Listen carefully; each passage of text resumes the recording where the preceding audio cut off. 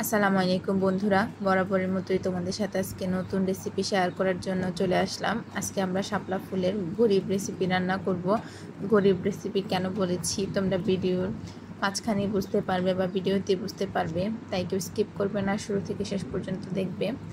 আমি এখানে প্রথমে শাপলা ফুলের খোসাগুলোকে ছাড়িয়ে নিচ্ছি। খোসা বা আঁশ যে যায় বলুক, প্রথমে শাপলা ফুলের খোসা বা আঁশগুলোকে ছাড়িয়ে নেওয়ার পরে তোমরা চাইলে বটি বা ছুরি দিয়ে একটু কেটে আঁশ ছাড়তে পারো। আমি হাত দিয়ে করেছি, কারণ শাপলা ফুলগুলো তরতাজা, আজকে মাঠ থেকে তুলে এনেছে। বাজারে যদি শাপলা ফুল কিনতে পাওয়া যায় তাহলে এগুলা 2-3 দিন আগেও তোলা থাকে, পানি দিয়ে সেগুলোকে ভিজিয়ে রাখা হয়। এগুলা তরতাজা হওয়াতে হাত দিয়েই খোসা ছাড়ানো গিয়েছে, কোনো সমস্যা হয়নি। আমি ভালোভাবে খোসা ছাড়িয়ে নিয়েছি। খোসা ছাড়িয়ে নেওয়ার পরেই চুলাতে একটা হাঁড়ি বসিয়ে শাপলা ফুলের ডাঁটাগুলো বা শালুক ডাঁটা যে যাই বলুক তা ভাপিয়ে নিব। ভাপিয়ে নেওয়ার জন্যই আমি এখানে কোনো লবণ, হলুদ, পানি কিছু অ্যাড করিনি। শাপলা ফুল থেকে অনেক পানি উঠবে, তার জন্য কোনো পানি অ্যাড করা লাগেনি। একটা ঢাকনা দিয়ে দিলাম। ঢাকনাটা উঠিয়ে একটু পরে আমরা নেড়ে চেড়ে দেখবো পানি উঠেছে কিনা। দেখতেই পাচ্ছেন অনেকটুকু পানি উঠেছে। আর একটু সময় বা মিনিট 3 পরে আমরা দেখব আরও পানি উঠেছে এবং শাপলা ফুলগুলো প্রায় ভাপিয়ে নেওয়ার কারণে 80% সিদ্ধ হয়ে এসেছে। দেখতেই পাচ্ছেন অনেক পানি উঠেছে। এরপরে আমরা শাপলা ফুলগুলোকে ছেঁকে নিব। ছেঁকে অপরিষ্ট পানি যেটা থাকবে ওটাকে আমরা ফেলে দিব। শাপলা ফুলটাকে রান্নার কাজে ব্যবহার করব। এরপরে আমি চুলায় একটি কড়াই বসিয়ে দিলাম। কড়াইয়ের মধ্যে পানি থাকাতে পানিটাও শুকিয়ে নিয়ে তার মধ্যে সাদা তেল অ্যাড করে পেঁয়াজ কুচি আর মরিচ কুচি অ্যাড করে দিয়েছি। আপনারা যেমন পেঁয়াজ বা যেমন ঝাল খাবেন সেই অনুযায়ী ঝাল কুচি অ্যাড করে দিবেন। আমাদের বাসায় যেরকম ঝাল খায় আমি ওরকম ঝাল কুচি এখানে অ্যাড করে দিয়েছি। এরপরে আমি কিছুটা আদা বাটা এবং 1 টেবিল চামচ পরিমাণ রসুন বাটা অ্যাড করেছি।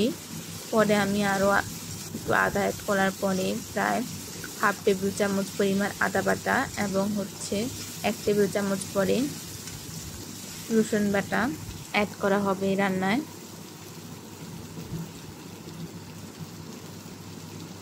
রান্নাটাকে ভালোভাবে মশলাটাকে আমরা একটু ভুনে নিব, যাতে আদা রসুনের একটা কাঁচা গন্ধ থাকে, সেই গন্ধটা যাতে না থাকে এবং রান্নাটা খেতে দুর্দান্ত হয়। আমরা পেঁয়াজ, রসুন, মরিচ বা আদা যাই আছে বাটা মশলা ভালোভাবে একটু কষিয়ে নিচ্ছি। আপনারাও সেম প্রসেসে একটু সময় নিয়ে মিনিট 5 সময় নিয়ে কষিয়ে নেবেন। এরপর আমি এখানে 1/2 টেবিল চামচ পরিমাণ হলুদ গুঁড়ো, 1/2 টেবিল চামচ পরিমাণ লবণ কুচি, 1/2 টেবিল চামচ পরিমাণ থেকে একটু কম শুকনো ঝাল। এরপরে আমরা এখানে জিরে গুঁড়ো 1/2 টেবিল চামচ পরিমাণ অ্যাড করেছি। এরপর আমি এখানে 1/3 কাপ পরিমাণ মসুরির ডাল অ্যাড করেছি। আজকে আমাদের গরিব রান্নার মেন ইনগ্রিডিয়েন্টস মসুরের ডাল। আজকে আমরা মসুরের ডাল দিয়ে শাপলা ফুল রান্না করব। কোনো চিংড়ি মাছ বা ইলিশ মাছ, সরিষা বাটা কোনো কিছু দিয়ে আজকে আমরা রান্না করব না। আপনাদের বা আমাদের বাসায় সবসময় চিংড়ি মাছ, ইলিশ মাছ নাই থাকতে পারে, সেক্ষেত্রে আমরা কীভাবে শাপলা থেকে খেয়ে থাকবো, তাই অবশ্যই আমরা এইভাবে এই প্রসেসে রান্না করে দেখতে পারেন, অসম্ভব মজা হবে। চাইলে একটু এর সাথে আলু অ্যাড করে দিতে পারেন, আলু কুচি অ্যাড করে দিবেন, একটু আচারের তেল অ্যাড করে দিবেন বা 1-2 টুকরো আচার অ্যাড করে দিতে পারেন। এটা আরও টেস্ট বেড়ে যায়, অনেক মজা হয়।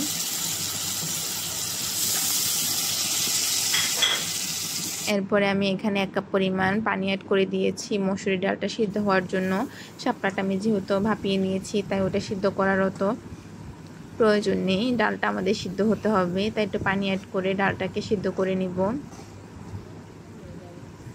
তবে মনে রাখতে হবে ডালটা আপনারা 95% সিদ্ধ করবেন, যাতে শক্ত শক্ত থাকে, তাতে নিচে পড়ে আর খেতে অনেক মজা লাগে।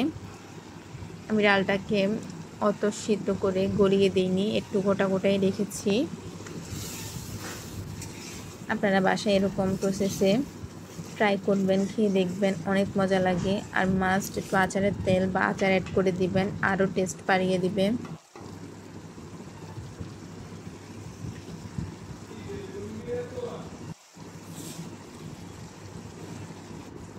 ঝোলটা প্রায় শুকিয়ে এসেছে।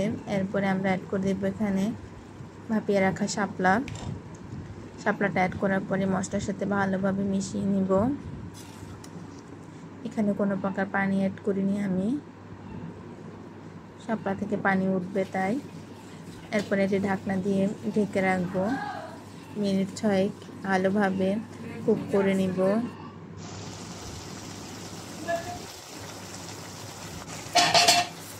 দেখতে পাচ্ছেন শাপলা থেকে একটু পানি উঠেছে, তারপর পানিটা আবার আমাদের শুকিয়ে ফেলতে হবে। ঢাকনা দিয়ে দিয়েছি যাতে ডাল শাপলা ভালোভাবে সিদ্ধ হয়।